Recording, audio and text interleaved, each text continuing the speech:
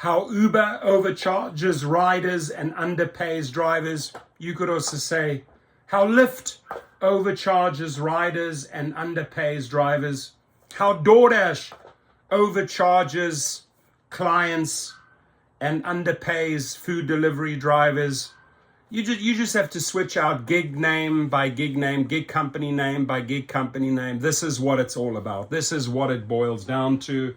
Both sides are getting effed. Both sides are getting royally screwed in the equation.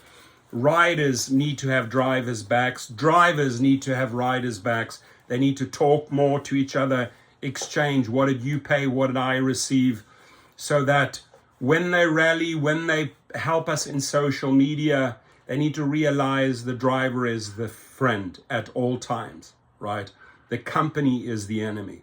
And it's often the company that pits the driver against the rider. And they're very, very good at doing that. So if you've taken an Uber ride recently, you've probably noticed it cost a lot more than a few years ago. Why is that? Power Switch Action, my organization, conducted, not my organization, his organization, we're going to put the link below, give him the credit, conducted the largest ever study of rideshare fares to find out. We discovered a story of gaslighting and greed that squeezes drivers and riders alike while funneling our money to banks and billionaires. I just want to say that first opening line, dude, you're on the money, right?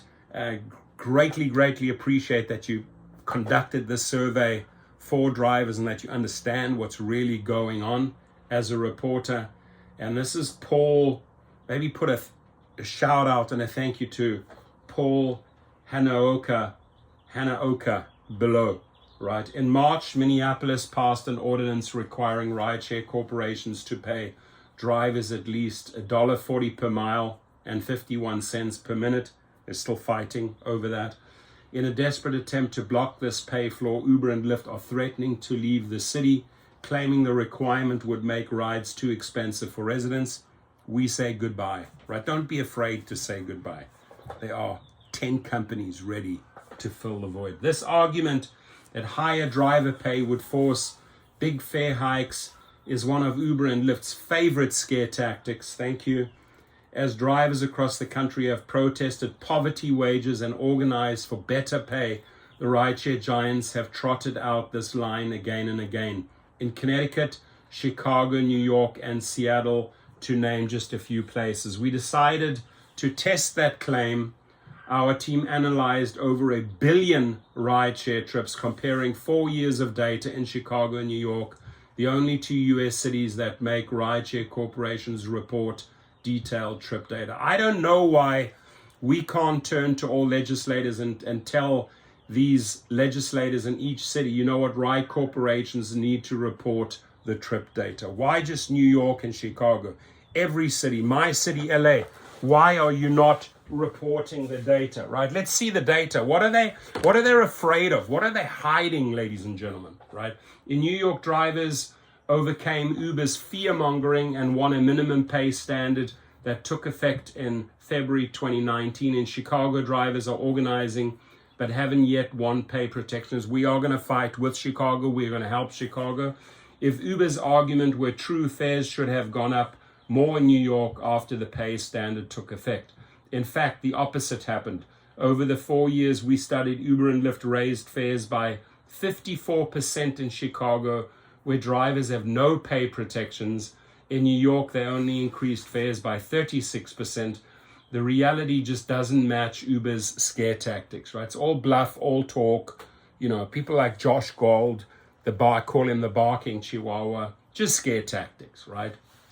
So if fares went up more in the city without a pay floor, what's causing these big price hikes? We looked at many possible explanations, but only one fits the data. Pressure from Wall Street. What does that mean? Pressure from the investors. Go and make us more money, right? That greed. For years, Uber used money from the likes of Goldman Sachs, BlackRock, Jeff Bezos to subsidize cheap rides and decent pay. You know, there the game plan was to drive taxi drivers out of business, shuttle drivers out of business, and totally corner that market for Uber. But now that Uber dominates the market, its investors are demanding their cut. So Uber has jacked up fares and cut driver pay. It really boils down to that. Uber has jacked up fares and cut driver pay. Lyft has jacked up fares and cut driver pay. DoorDash has jacked up fares and cut. I mean, I could swap them out. Instacart, Amazon Flex, they're all doing the same. Because why? Wall Street, the investor says, show me the money. The strategy is working. Just last month, Uber reported an annual profit for the first time ever, promptly announced plans to give $7 billion to shareholders. Letting rideshare corporations bully and bamboozle to get their way harms all of us. Riders are forced to pay more to get around, while drivers have to work long hours and still struggle to cover the bills. This so far is so 100% correct, on the money. Falsely claiming that wage protections will drive up fares seems to be a tactic to pit drivers, to pit drivers against passengers and obscure this massive transfer of wealth to Wall Street.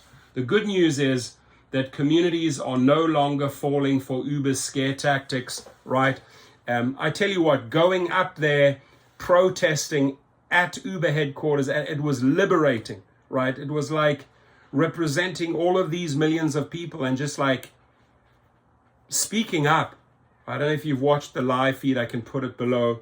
It's a 2-hour live feed, but just the opportunity to be able to speak up against these companies and just share the truth with the residents, with the people in the street, share the truth with the media. And again, thank you. We got about 5 good articles and a couple of TV media picking up reporters from that day. It's worth it. And I'm going to do it again, right? The companies need to know I will be rallying at these headquarters almost monthly.